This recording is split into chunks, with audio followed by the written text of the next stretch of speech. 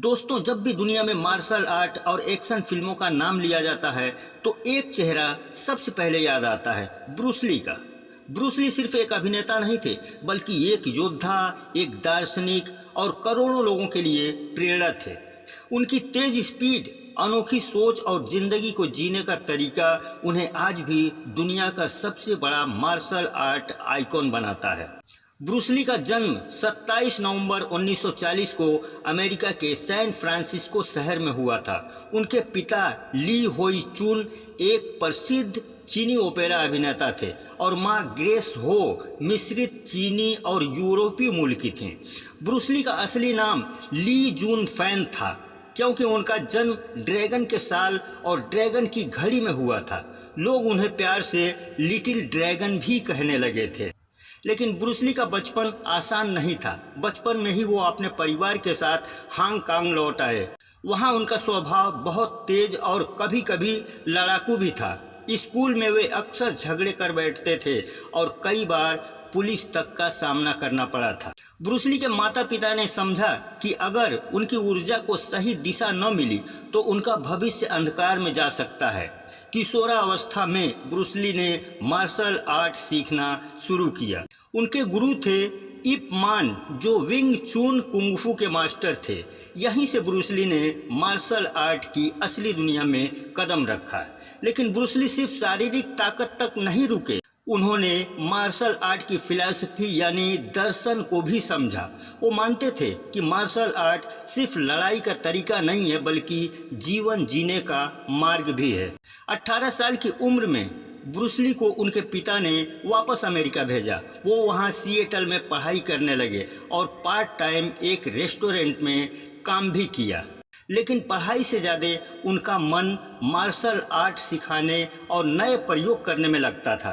उन्होंने अमेरिकियों को चीनी मार्शल आर्ट सिखाना शुरू किया। उनकी क्लासेस बहुत मशहूर हो गई। लोग पहली बार देख रहे थे कि कोई इंसान इतनी तेजी और ताकत से मूव कर सकता है। ब्रूस ली की प्रतिभा को देखकर उन्हें पहला बड़ा मौका मिला टीवी सीरियल द ग्रीन हार्नेट में।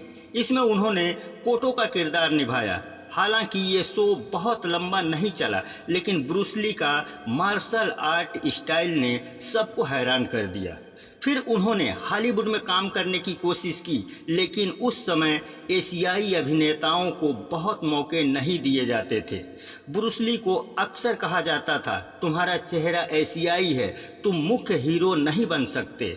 लेकिन ब्रूस ली हार मानने वालों में से नहीं थे। ब्रूस ली ने मार्शल आर्ट में अपनी खुद की एक शैली विकसित की, जीत कुंडो की स्थापना की। जीत कुंडो जिसका मतलब है the way of the intercepting first, यानी मुक्के को रोकने का तरीका। उनका मशहूर कथन था बी वाटर माई फ्रेंड, यानी इंसान को पानी की तरह लचीला होना चाहिए जो हर रूप ले सकता है। उनकी ये सोच मार्शल आर्ट से आगे बढ़कर एक जीवन दर्शन बन गई। जब हॉलीवुड ने उन्हें ज़्यादा मौका नहीं दिए तो ब्रूस ली हांगकांग लौट गए। वहाँ उन्होंने लगातार हिट फिल्में दी। द बिग बॉस 1971 में, उसके बाद फिस्ट ऑफ द फ्यूरी 1972 में, वे ऑफ द ड्रैगन 1972 में, जिसमें उनकी ऐतिहासिक लड़ाई थी चक नॉरिस के साथ। इन फिल्मों ने बॉक्स ऑफिस के सारे रिकॉर्ड तोड़ दिए। ब्रूस ली अब एशिया के सबसे बड़े सुपरस्टार बन चुके थे। अब हॉलीवुड भी मान गया था कि ब्रूस ली से बड़ा कोई नहीं है। उन्होंने फिल्म इंटर द ड्रैगन 1973 में बनाई। ये फिल्म सिर्फ एक फिल्म नहीं थी, बल्कि मार्शल आर्ट का वैश्विक उत्सव था। ये फिल्म आज भी सबसे महान मार्शल आर्ट्स मूवी में गिनी जाती है। ब्रूस ली दुनिया भर में युवाओं के हीरो बन चुके थे। लेकिन दोस्तों, जब ब्रूस ली अपने करियर की ऊंचाई पर थे, तभी दुनिया को एक बड़ा झटका लगा। 20 जुलाई 1973 को मात्र 32 साल की उम्र में उनकी अचानक मौत हो गई। आधिकारिक रिपोर्ट कहती है कि उन्हें सिर दर्द की दवाई से एलर्जी हुई थी, लेकिन उनकी मौत आज भी रहस्य बनी हुई है। कुछ लोग इसे साजिश मानते हैं तो कुछ मानते हैं कि ये ज़्यादा मेहनत और तनाव का नतीजा था। उनकी मौत से पूरी दुनिया रो पड़ी।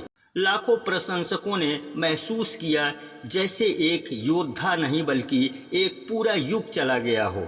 ब्रूस ली ने हमें सिर्फ मार्शल आर्ट ही नहीं सिखाया बल्कि ज़िंदगी जीने का तरीका भी सिखाया। उनकी बातें आज भी गूंजती हैं, सरल बनो, डर को समझो, उससे भागो मत, पानी की तरह ढल जाओ।